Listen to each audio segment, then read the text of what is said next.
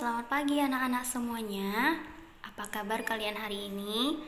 Medam harap kalian tetap sehat-sehat di rumah meskipun kalian belajar di rumah. Tapi Medam berharap kalian semua tetap semangat ya. Nah, bertemu lagi dengan Medam. Hari ini kita belajar pelajaran tematik subtema 2, yaitu tentang pertumbuhan dan perkembangan manusia. Coba perhatikan gambar. Nah, dari bayi, anak-anak, sampai dewasa, manusia itu mengalami yang namanya pertumbuhan dan perkembangan. Manusia merupakan makhluk hidup. Salah satu ciri manusia sebagai makhluk hidup adalah mengalami pertumbuhan dan perkembangan. Faktor apa saja yang mempengaruhi pertumbuhan dan perkembangan manusia? Yuk kita perhatikan bersama-sama. Faktor yang pertama yaitu faktor dalam atau yang biasa disebut dengan internal. Dipengaruhi oleh yang pertama, ras atau bangsa. Nah, anak yang dilahirkan dari ras atau bangsa Amerika tidak memiliki faktor keturunan ras atau bangsa Indonesia. Begitu juga sebaliknya. Kemudian yang kedua dipengaruhi oleh umur. Tahun pertama setelah seseorang dilahirkan dan masa remaja adalah masa kecepatan pertumbuhan yang pesat.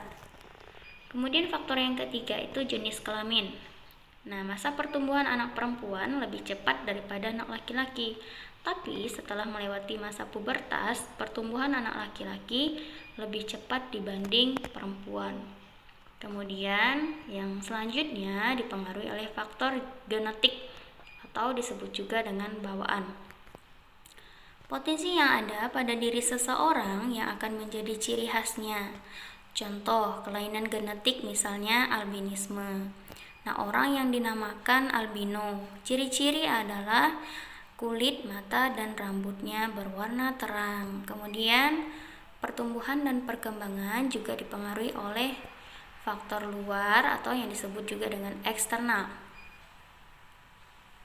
Contohnya, faktor kebudayaan. Peraturan daerah setempat dapat mempengaruhi perkembangan motorik seseorang. Jadi, kebudayaan suatu daerah akan mempengaruhi kepercayaan, adat, kebiasaan, dan tingkah laku dalam merawat dan mendidik anak. Kemudian, faktor selanjutnya adalah gizi. Untuk tumbuh kembang yang optimal, diperlukan gizi atau nutrisi yang baik dengan makan 4 sehat, 5 sempurna. Nah, kriteria gizi yang terkandung sudah terpenuhi. Kemudian faktor lingkungan. Lingkungan pengasuhan, interaksi anak dengan orang tua, keluarga, teman sebaya berpengaruh pada tumbuh kembang.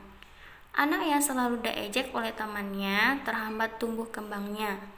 Masalah sanitasi lingkungan atau zat-zat kimia seperti merkuri, rokok, mempunyai dampak yang tidak baik terhadap anak.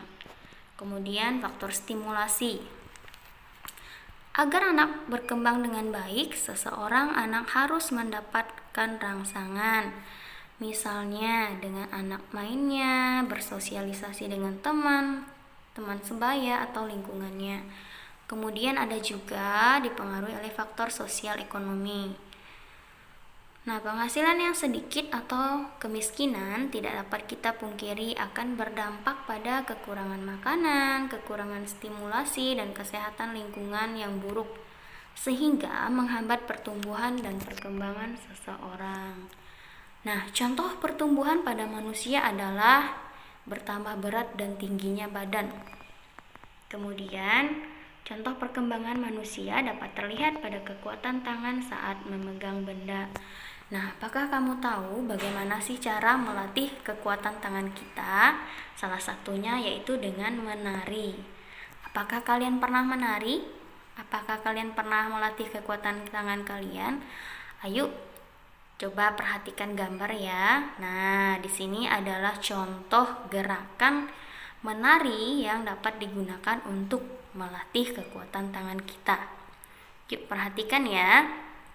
Gambar yang pertama, kamu perhatikan tangan kanan di atas dan tangan kiri di bawah. Kamu lakukan secara bergantian ya. Kemudian yang kedua, gerakan kedua, kamu putar-putar tanganmu Dan gerakan yang 3, rentangkan tangan, kemudian sentuhlah telingamu. Dan gerakan yang keempat, rentangkan kembali tanganmu, kamu putar-putar tanganmu. Dan yang gerakan yang kelima, rentangkan tanganmu ke depan, kemudian bolak-balikkan tanganmu. Dan gerakan yang terakhir itu adalah gerakan bertepuk tangan. Nah, demikian tadi anak-anak, ini adalah contoh bagaimana cara kita melatih kekuatan tangan kita.